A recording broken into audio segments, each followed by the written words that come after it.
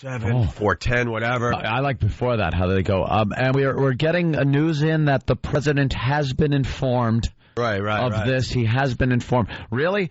I've been informed of it for about 5 hours now with all the news coverage. You mean Bush was just told? What happened?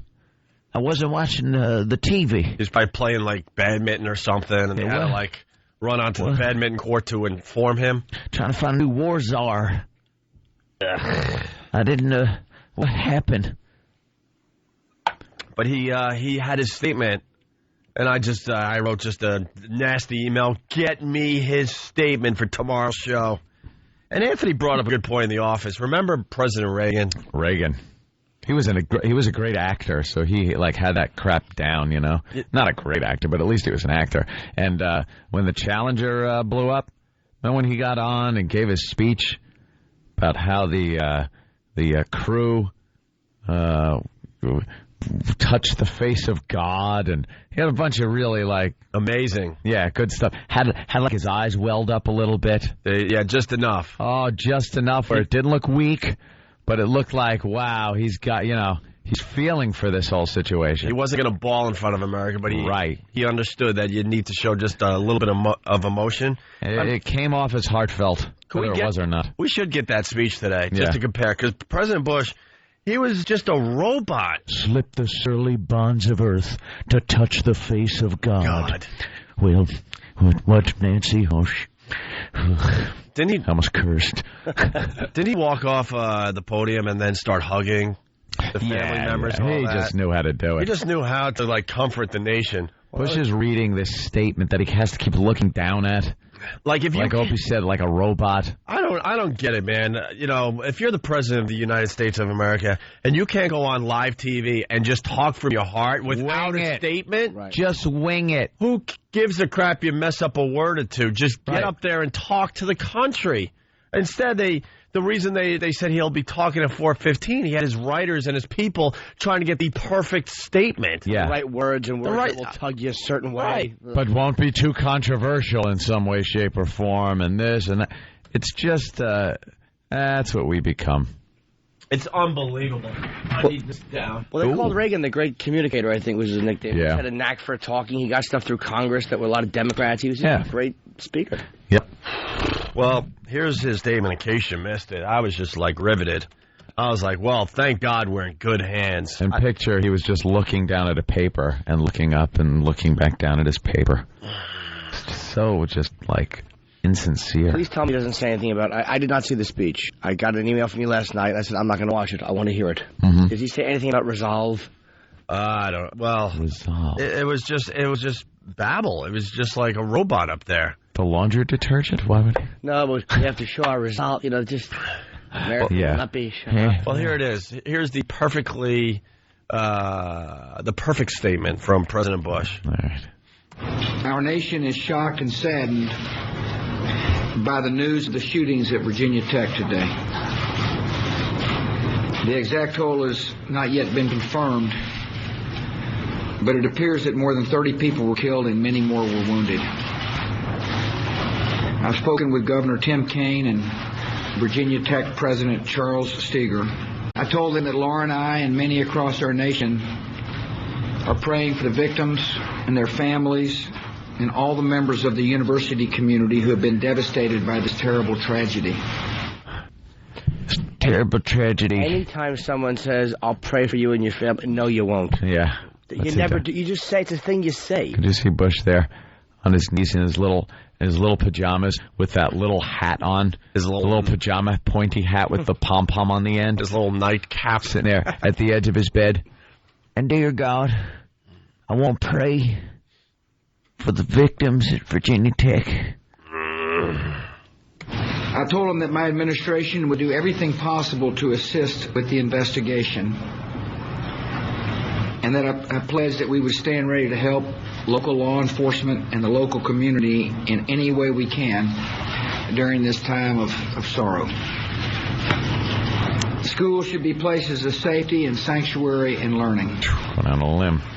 When that sanctuary is violated, the impact is felt in every American classroom and every American community.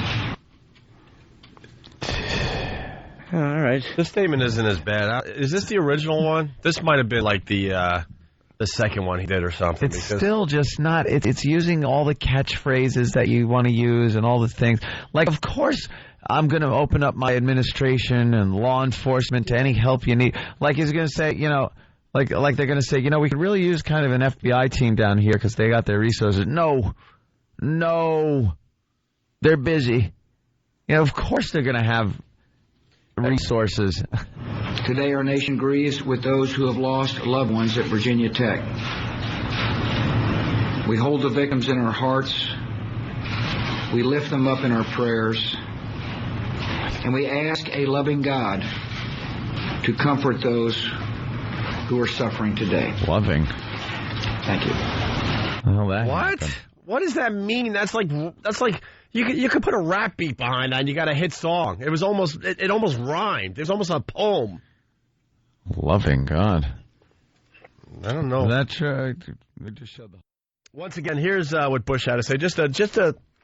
We started the show with Bush's statement to America, which was just so lame.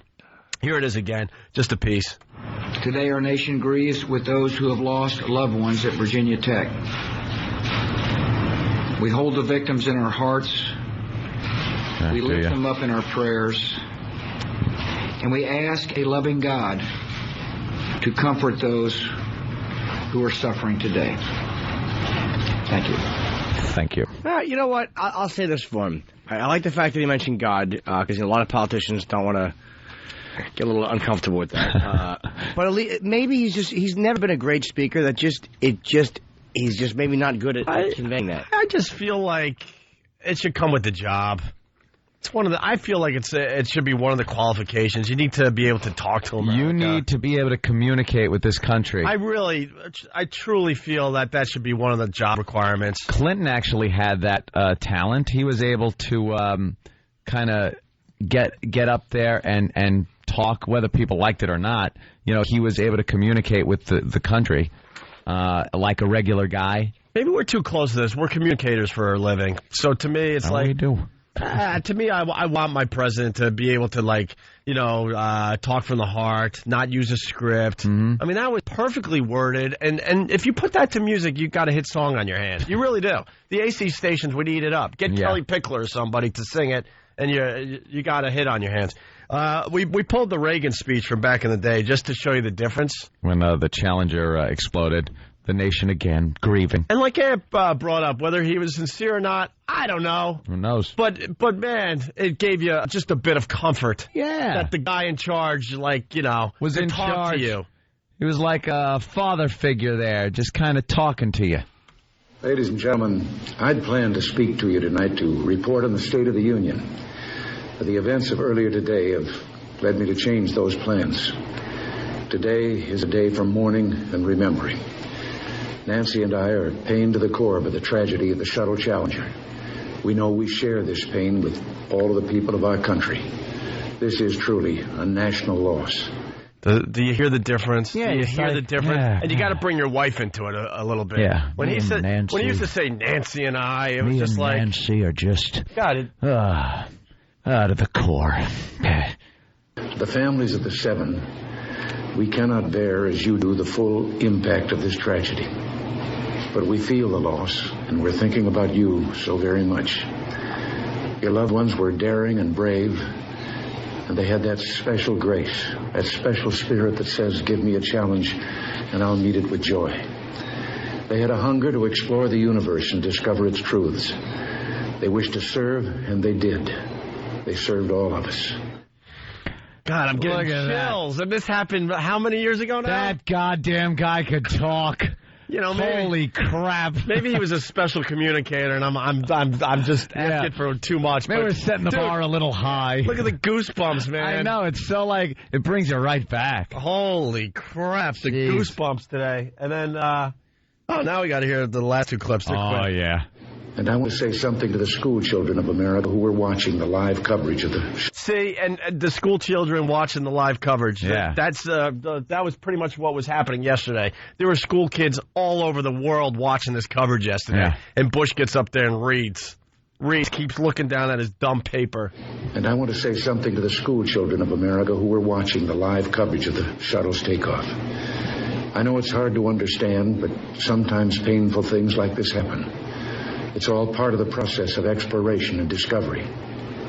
It's all part of taking a chance and expanding man's horizons. The future doesn't belong to the faint-hearted. It belongs to the brave. The Challenger crew was pulling us into the future, and we'll continue to follow them. Oh, my God. Look at him. That's some good stuff. It really That's some good stuff. Because of, I think her name was Christy McCullough. Yep. I think that was her name, but she was a school teacher. Christy So McCullough, he was probably yeah. speaking almost directly to her students. Yeah. Who were in a class. Yeah, but Yep. you know, you learn when you go into this profession. You got to kind of picture who you're talking to, and the president needed to just picture who he was trying to talk to yesterday. Such a natural speech pattern he had too. Yeah. It wasn't like that robotic read a line, pause, read a line. It's a very natural way he spoke, which probably was because of his acting career. He was able to do that. But man, if that doesn't sound sincere. And look, people are beating us up like, hey, he was an awful. They're saying he was an awful president, all that. He's awful. And it's like I won the Cold War.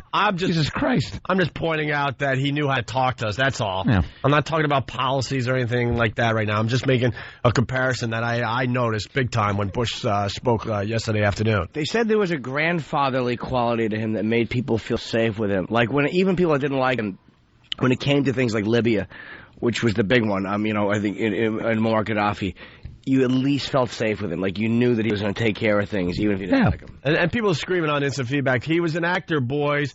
But Ant brought up that Clinton was really good at talking too, whether you liked him or hated him. But when he got on TV, you kind of listened because you knew it felt like it was coming right from his soul. Yeah. And you know something? I didn't really get goosebumps watching Bedtime for Bonzo.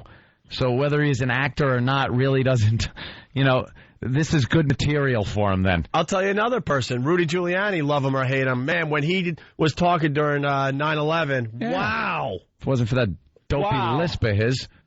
We felt like, here in New York City especially, when he got on the news, we felt like we were in good hands. Yeah. We really did. And people hated Rudy Giuliani on, September 10th, the old joke, September 9th. People really did not like Rudy in general in New York City. They forgot all about that, a lot of people, because when 9/11 happened, he got on the TV, and you really, really felt like we were in good hands. You want a leader that is a leader, that sounds like one, looks like one, and acts like one. And finally... And that's what those guys had. Finally, this will give you the real goosebumps, and you might need a tissue. Real. I think this is the famous... Yes. The famous quote.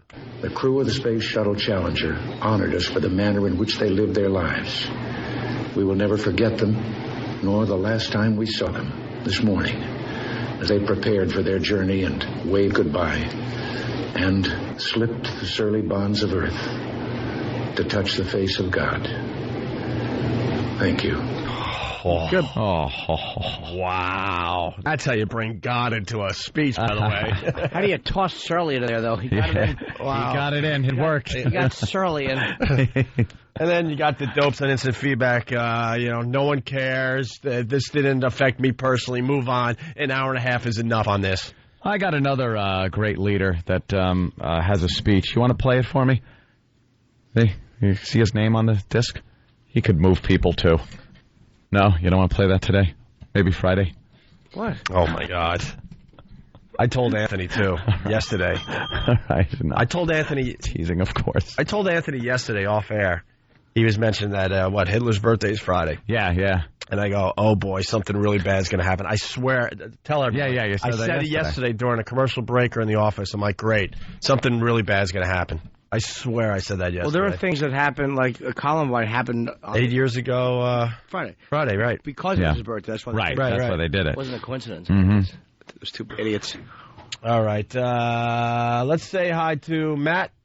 He's a student at Virginia Tech. Matt, what's going on? Yeah, I was just talking back about the guns that you all were talking about. Yep. It's actually illegal on campus, even if you have a license and concealed carry permit and all that. You can't. Yeah, and this was just recently up for debate, wasn't it? Yeah, I think so. Like this just came up for Virginia Tech, where they were having discussions on whether students should be able, if they're licensed gun owners, to carry on campus. And they struck it down and said no. Yeah. And oops. The other thing, too, they had another shooting the first day of school this year. Yeah, the whole big Morva thing. But that wasn't really localized on campus. That was more. Yeah, that was off campus, and then the guy kind of ended up near there. All right, Matt. Yeah, all right. Well, that's all I got. And they've been getting bomb threats for the past couple of weeks, and they're suspecting that maybe this just doesn't blow off as people trying, get out of the test. Yeah, it's almost like a cry wolf kind of thing too, because they've been getting these bomb threats, and people are starting to speculate that this gunman was making the bomb threats to, one, test the security at the college and see how good the security was, and to get a cry wolf syndrome going, where the police force would get like, all right, we got a bomb threat, it's another one, okay, we know these are fake, and then they get a report of shootings, and they're like, what is this now? Yeah. It kind of puts everybody, it lulls everybody into this, state of complacency where you're just kind of hanging out and not really taking it seriously. Right. So the guy, if that's the case, the guy had been planning something like this for quite some time then. Put some effort into it. Let's go.